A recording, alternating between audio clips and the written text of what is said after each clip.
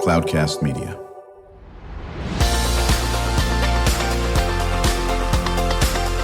Drew Schlosberg Spotlight on the Community Show, amplifying the voices of social impact organizations, entrepreneurs, local nonprofits, and other community champions who shape the culture, creativity, and connectivity of San Diego.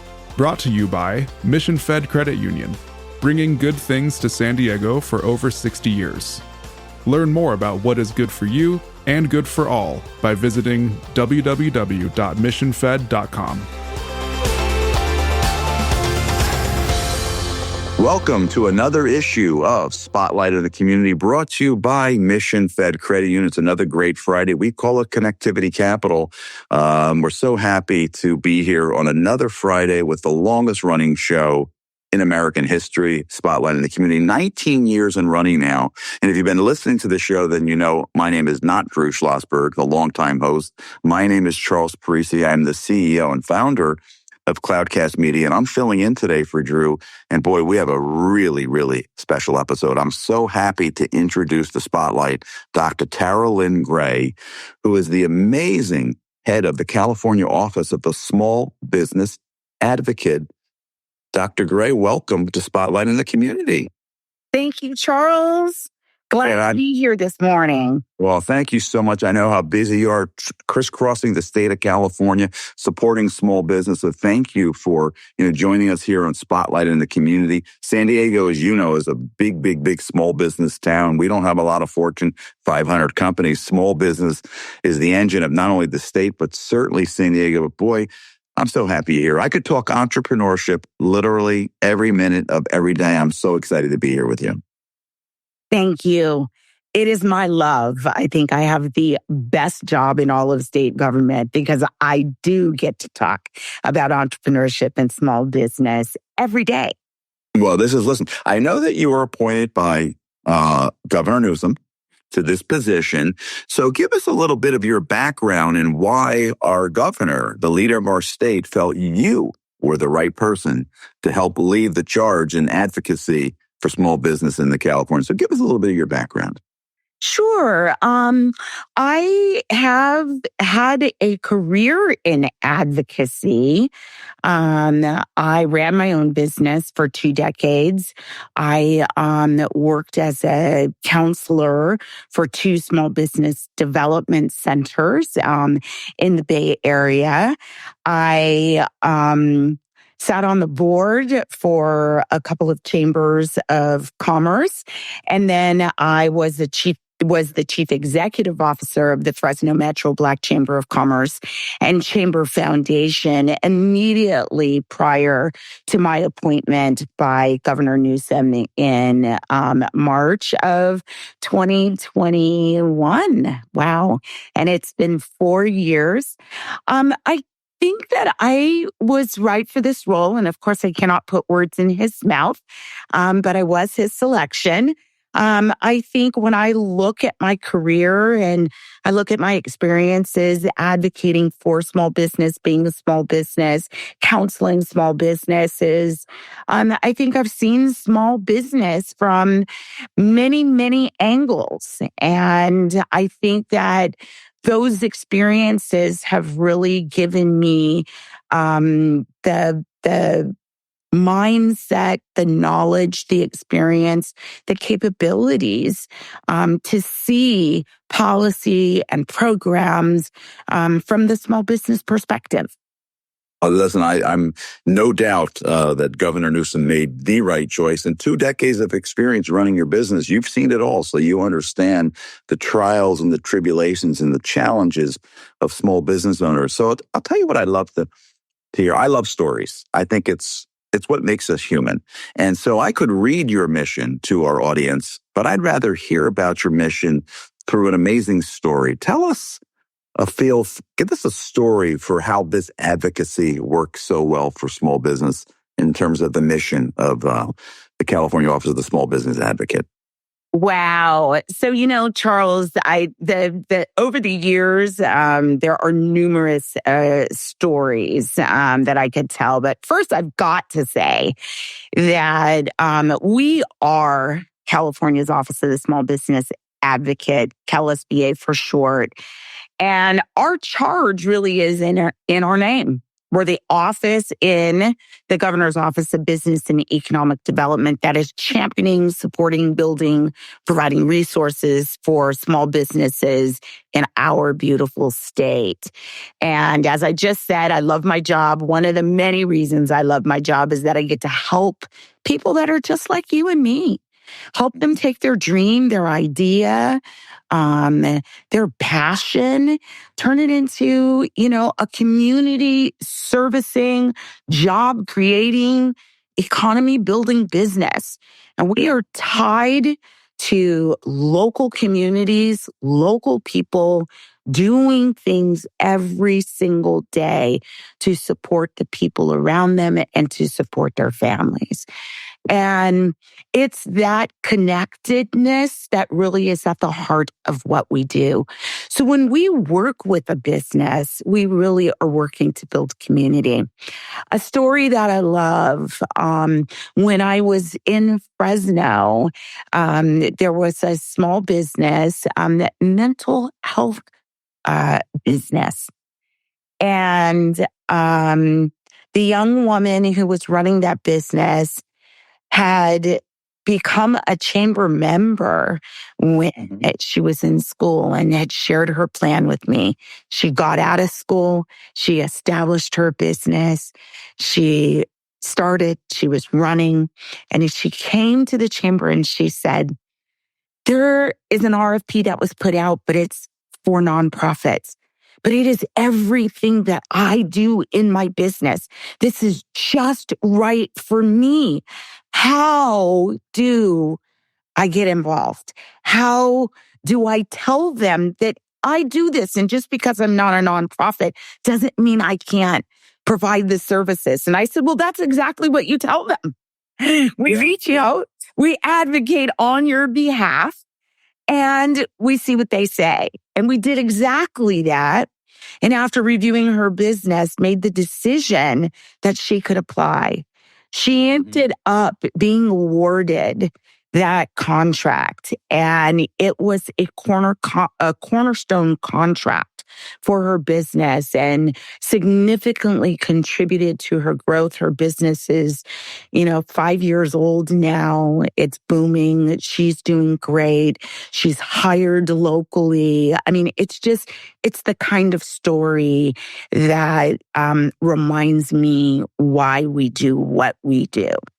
Well, that's a great story, and that's a perfect example of true advocacy and giving her that confidence to say that's what you should tell them, exactly what you just said. I love that story. And by the way, I think that's important as well, because our value as a business, or your value to the community, in this case, it was mental health, shouldn't be a function solely of your tax status. If you're doing great work, you're doing great work. Whether I'm a for-profit, a nonprofit, a B corporation, whatever it is, let's figure out a way to deliver, to communities and citizens what they need. I love that. I'm going to come back to something you mentioned about community, because I'm in your camp that as much as I love some big businesses and their brands, community is in fact built through the mom and pop small business. And it's almost a ballast, too. I don't think there's enough credit given to the community and economic ballast that small businesses are. As much as we love large businesses, when they have layoffs, it can be devastating to a community. Where smaller businesses, I think, are much more conscious about the family connection, the community connection. Any thoughts on that? Absolutely. First of all, our small businesses employ more than 7 million people in the state. They provide almost half of all private sector jobs, 2/3 of all net new jobs. And that is really amazing when you consider that 98% of them have 20 employees or less. The vast majority of those have less than 10 employees, what we call our very small businesses, right? And so that self-employment, that self-directedness, that someone gets from running their own business, they are contributing to their community. They are also creating legacy for their family. And small business ownership is really life-changing in that sense. It is a place where many young people get their first shot at a job. It is a place where people that have been just as impacted can return to their communities and get a second chance. They are the places where we celebrate anniversaries, life's milestone achievements, graduations, marriages. I mean, there is so much that happens in community, and our small businesses are a part of that. They are the place where many times these celebrations and these milestones are experienced. So we can't help but have them be a center of everything that's happening locally. I love your words, Tara. By the way, you're listening to Spotlight on the Community, brought to you by Mission Fed Credit Union, part of the Cloudcast Media network of shows. And I'm here with Dr. Lynn Gray, who is the amazing Chief Advocate of the California Office of the Small Business Advocate. I may have given you a new title there, Tara, but I can tell you are a champion for small business. But you know what? I want to get personal and serious for a moment. I'm going to tell you why, because something you said that really resonates with me, and I talk about it all the time. So you and I are sharing a little space and place together here today. But many, many moons ago, I was a kid that was in welfare hotels for 2 years in New York City. Then I graduated. My family graduated to the projects. And entrepreneurship and small business and an education did everything for me. So let's talk about something near and dear to my heart: social mobility and economic mobility. Can we spend a few minutes talking about that and tell me what that means to you?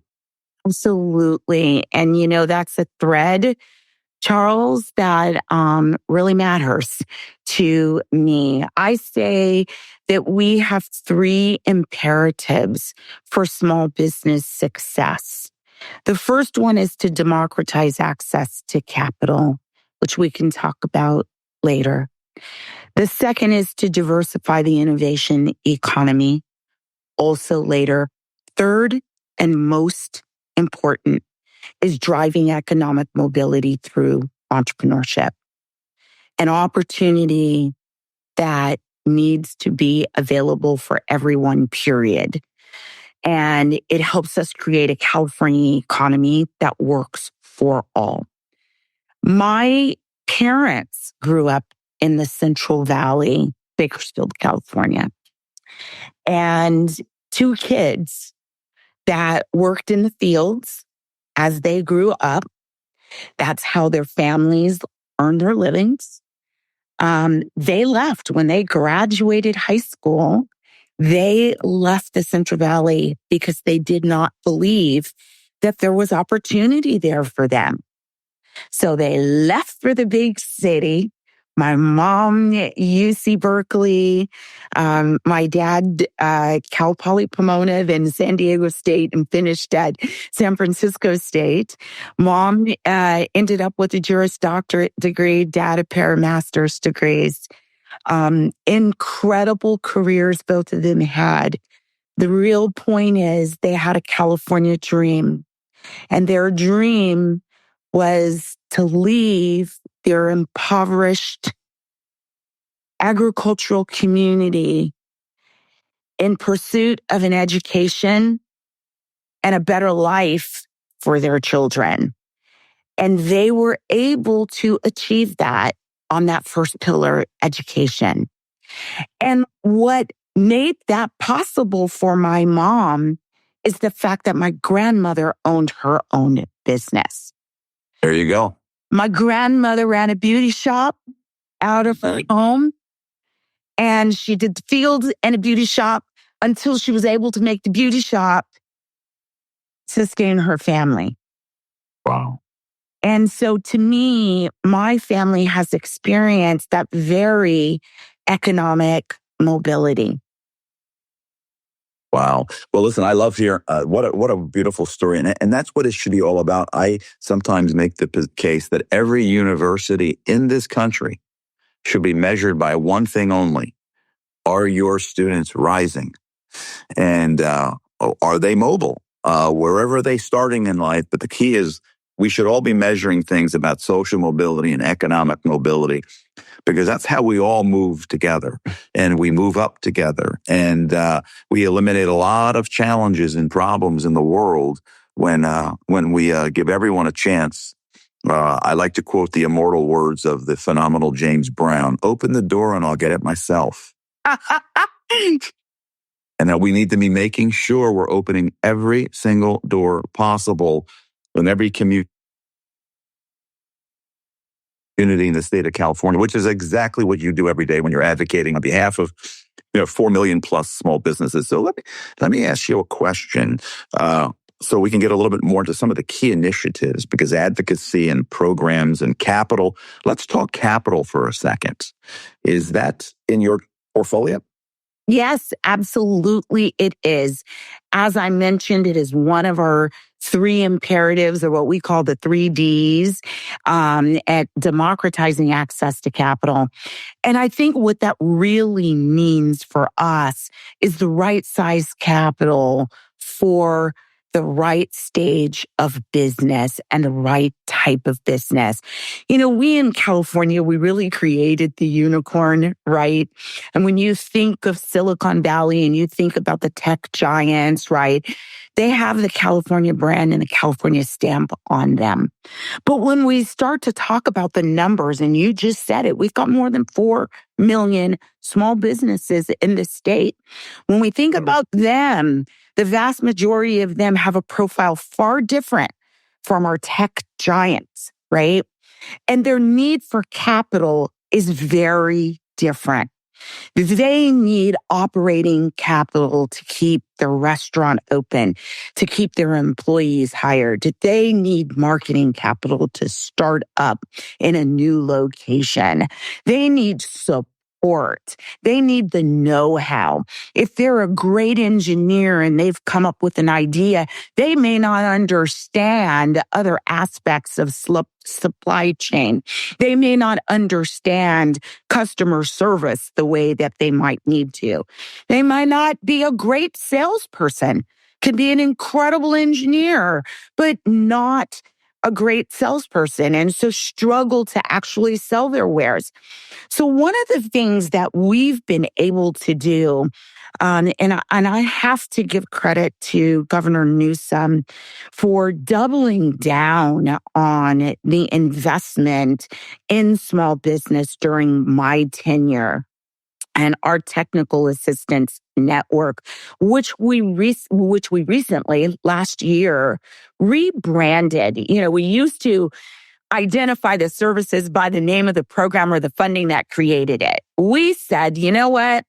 The small business owners don't care where the funds come from. They care where the help comes from. So we rebranded our small business support network to be called SCALE, SCALE, which stands for Success, Capital Access, and Leadership for Entrepreneurs. Wow, I love that. Isn't that great? Not only is it a feat to get a one-word acronym, right, for government, but in the name, we not only have that great one-word acronym, but it also embodies the outsized opportunity that we have to grow and scale a great number of California's small businesses. And this network is supported by a grant from U.S. Treasury in the amount of $25 million and is focused on providing 17 different types of support in 3 main areas directly related to accessing capital: legal, financial, and accounting help to small business owners so that they can access capital. That's the purpose of it. That is what we are driven specifically to do. And we are hoping that through this program, we will expose our small businesses to both what it takes to become capital ready and the actual capital supply. Wow, that's great. So let me follow up on the capital conversation. In fact, I'll tell you what, I'm going to come back to that right after we take a little bit of a break here. So I'm Charles Parisi, CEO and founder of Cloudcast Media. You're listening to Spotlight on the Community, usually hosted by Drew Schlosberg for the last 19 years, but I'm filling in for him today. And this show is brought to you by Mission Fed, but we're going to take a very quick break, and we're going to be right back with Dr. Lynn Gray. When you do your banking with Mission Fed, you get great rates on auto and home loans. That's good for you, but something good also happens for a lot of other people. We're not for profit, so we put money back into the community to help lots of great nonprofits to keep San Diego strong. So you're not just getting something good, you're doing something good. Come to Mission Fed. It's banking that's good for all. Brand amplification is the DNA of Cloudcast Media, and our code is the powerful blending of sound, voice, and storytelling to lift local brands and their communities. Whether it is our Brandcast, Schoolcast, or Causecast platforms, the unifying ethos is all about this community, the one you call home. If you dare to dream and want to explore the brand amplification of Cloudcast, a national leader in local podcasting and other Winfluence strategies, please visit us at cloudcast.us.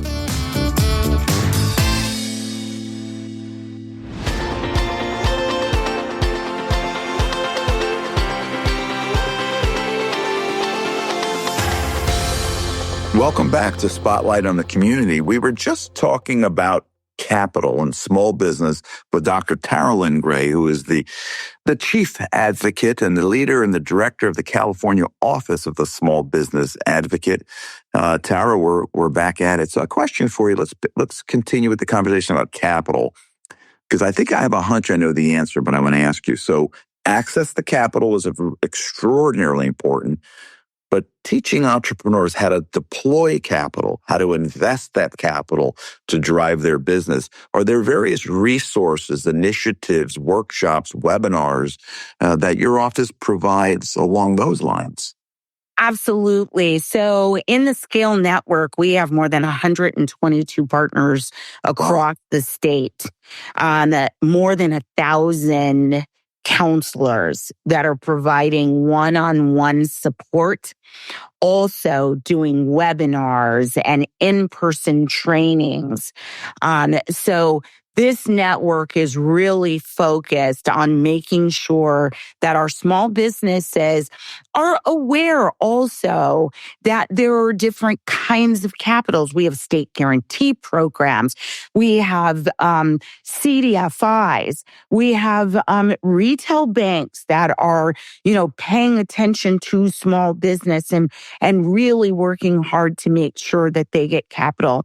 Our community development financial institutions, those CDFIs, they are focused every day. They're mission-driven lenders.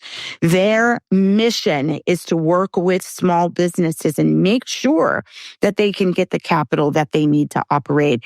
And again, small businesses, they don't know what they don't know.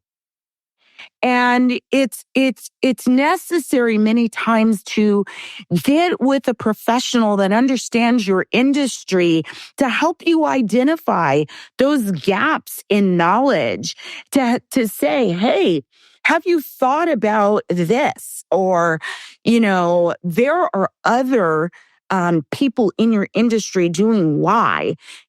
Have you thought about applying a technology on the back end while you do something, intense on the front end? I mean, every business owner comes to business ownership from a different place, a different experience, a different culture, a different ethnicity, a different level of education, a different dream, a different family experience. And all of those color how they operate their business. And so the beauty of this network is that we have a diverse network representing, I think we're up to about 40 languages. Wow. And so just the idea that people can get specialized support is huge. And there's no other state in the country doing what California is doing at the level and intensity with which we are doing it. Yeah, that's truly, you are operating at scale. So it's pretty incredible. I like this program. And by the way, I'm going to give a little shout out to one of the local CDFIs that I know well here in San Diego, Accessity. It used to be Axion, now it's Accessity. They do incredible work. And you mentioned mission driven. That's so important. And what I always love about some of the CDFIs, and this is not in any way saying don't have a great credit score because it's important, but there's something about character lending and not just credit score lending. And I think that's what the magic of the CDFIs and some of the small business lenders that are willing to roll up the sleeves and say, okay, I think I understand you. And now let's see how we can help this enterprise, get off the ground. So I think it's wonderful. Absolutely. And if I may, Charles, I spoke just a moment ago about the investment the state has made over during my tenure, but really over the last 7 years. And a lot of folks think about programs, and, ask the question, what is the return on investment? Well, my office tracks this. And we've tracked a $158 million investment in technical assistance for small businesses these last 7 years. For every $1 million invested, the state got 88 new businesses. For every $10,000 invested, we got 5 new jobs. Wow, that's incredible. Incredible. That's incredible. It truly is. And by the way, I think there's another, when you think about that ROI, I think the tangential benefits are enormous because when someone sets up a business here, they're doing so many other things. They're less likely to leave the state. They're buying a home. Their kids are going to get educated here. If they're educated here, they're staying here. It becomes this unbelievable perpetual virtual cycle that is good for the state of California, I think. Absolutely, it is good. And to your point about accessing capital earlier, for every single dollar invested in this network, small businesses got $18 in lending capital and raised $23 in equity capital. So this is why our state has recently become the 4th largest economy in the world, is because we understand the small business contribution to the bottom line. There's no question about it. I did see that 4th largest economy in the world now. Whenever time I think about entrepreneurship and mindset, I think of young entrepreneurs. Is your office at all involved in teaching young people? I don't want to call it financial literacy because I don't really like that term. Balancing a checkbook is not the same thing as knowing how money works. We should know all of those things. Are you at all involved in teaching young people how the game of money works, the game of capital and how it works? Yeah, that's an excellent question. We serve youth entrepreneurs in our programs. We welcome them, and we've recently done a video series highlighting youth and young entrepreneurs across the state called "The Future Is Now." And I actually have a background for the California Black Chamber of Commerce. I ran their youth entrepreneurship program for 9 years, a very, very long time ago. And so I share the mindset that the earlier you can teach entrepreneurship and entrepreneurial thinking, the better off you are. The better off we all are. But back to the specific question about financial literacy, access to capital, how money works. Several of our partners run those types of programs and are preparing youth in their local communities for exactly that. And we've boosted that ability to, again, it falls under our democratizing access to capital goal by infusing our lending ecosystem with the state small business credit initiative funds, again, from the federal government, and increasing the pool of funding and adding to the support network, all of those folks that have that exact financial expertise that you're talking about. And that's the reason why the focus of that program is so specific to finance, accounting, and legal setup around small business, because we find that those are failure points. And the sooner people understand that capital formation, capital usage, all of that, the more important, the better they do. Well, listen, I think I am literally... So now I'm going to give you an immediate feedback. I am blown away by scale and your office. And I'm almost wondering, how is it? Are you the greatest hidden secret in the state of California? Because I think the whole state needs to know more about this. And I know you're crisscrossing the state, but I almost feel like this is like a hidden weapon, a secret weapon in the state of California that we all need to be knowing more about. Yeah. I shed a tear, honestly, Charles, every time I hear someone say, "Oh, I didn't know that." Mm-hmm. And I think, oh, I still have work to do. Well, yeah. But you got that entrepreneur's heart. We're never satisfied. There's always more work to do, another heart to touch, another mind to open about the power of entrepreneurship and capital and the benefits to the state of California. Because again, this state is so diverse. I mean, we feed the nation. Silicon Valley, there's so much here, but no question, investing in entrepreneurs and small businesses, the ballast of the community is essential. So listen, I take my hat off to Governor Newsom, and I take my hat off specifically for having the wisdom to choose you to run this organization. I can tell your I think our listeners will feel your passion right through their ears. Thank you, Charles. May I mention one more really important access to capital in a program that we have? We are working on broadening access to innovation capital. And so our Accelerate California programs, we have 13 inclusive innovation hubs across the state. And they are providing services that support innovative founders.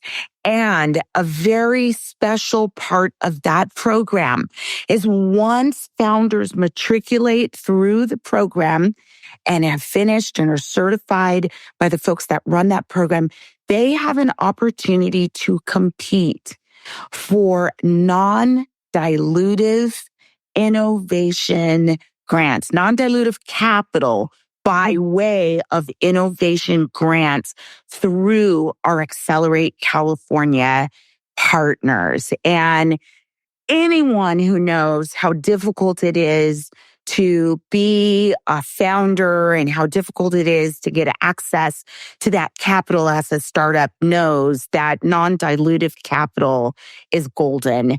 And we have a very unique, first time the state's ever done it, an opportunity to provide that. We've given away, I think we've granted about $1 million, I think to date, and have about 4 or 5 million more to go. So incredible program, incredible opportunity.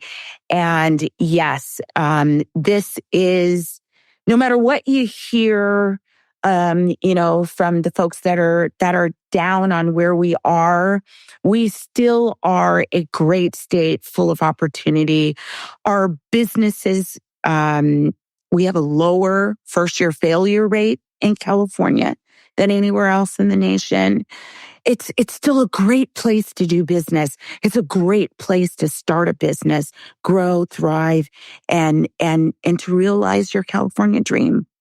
There's no question. Listen, the entrepreneurial mindset, again, uncertainty is opportunity. So anyone who wants to be negative about the opportunities in California, that's a negative mindset. And if you put negative thoughts in your head, you're going to often get negative outcomes. So you approach everything with positivity. Everything in life can be better, whether it's a state on the East Coast or a state on the West Coast. We all can be doing better. And I think it's about building communities and businesses to make it better, for everyone. So I never listen to naysayers. Let's winners do what winners do. And if you want to win, you're in California. That's exactly right. And this year, I think it's about resiliency. I think Californians, we are growing and developing in our resiliency. We've seen a lot of volatility, as you just mentioned. We've had devastating wildfires in Southern California.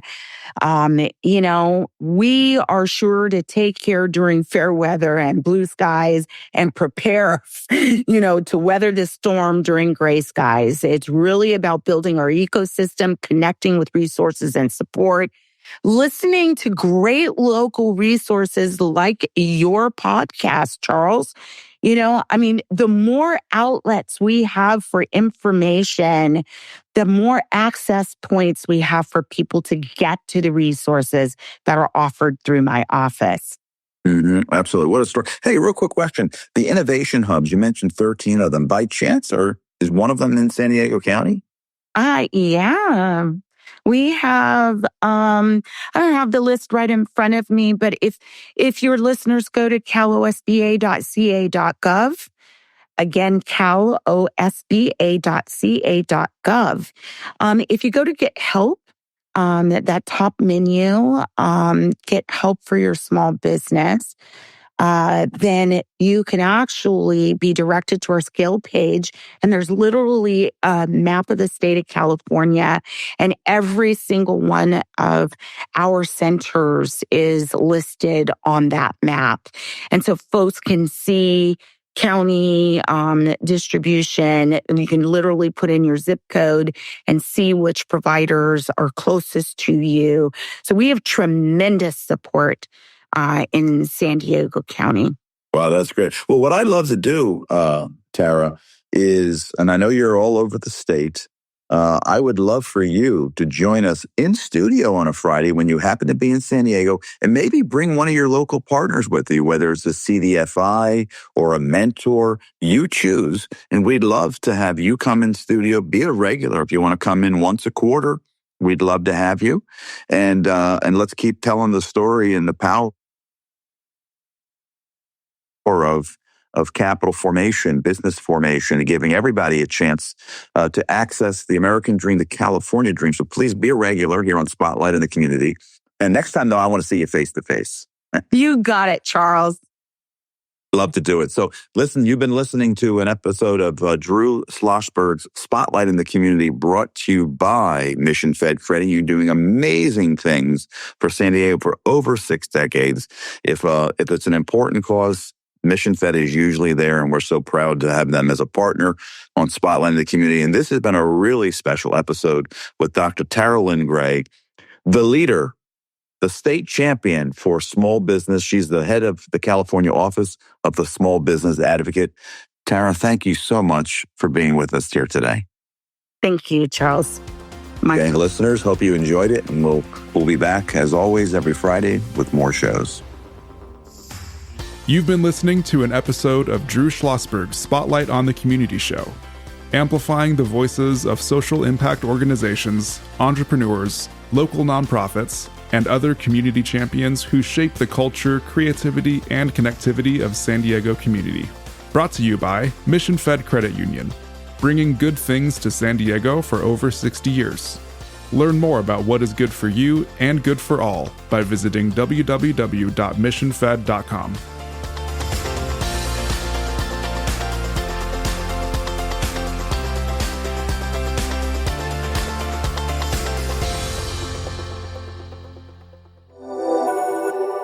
Cloudcast Media.